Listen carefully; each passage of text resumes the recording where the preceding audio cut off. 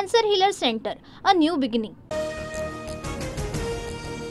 संतोष देशमुखांच्या हत्येला 2 महिने पूर्ण. धनंजय मुंडेंचा कराडला पाठिंबा नसता तर क्रूर हत्या झाली नसती.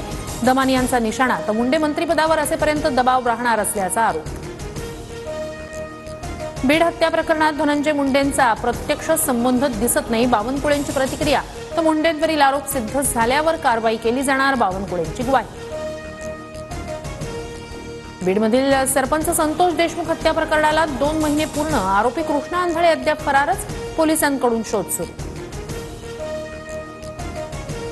गुंडांच्या दबावाखाली लोकांना राहावं लागत होतं. गुंडांच्या त्रासाला कंटाळून 500 व्यापारी परळी सोडून गेले.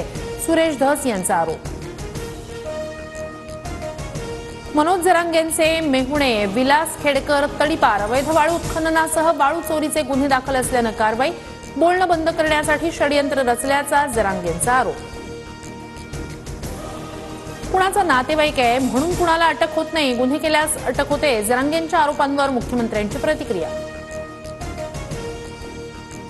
दिल्लीच्या निकालावर उद्धव ठाकरेंकडून चिंता व्यक्त. एकत्र काम करण्यासाठी नव्यानं विचार करावा लागेल. संजय राऊतांसोबत झालेल्या चर्चेत उद्धव ठाकरेंची भूमिका.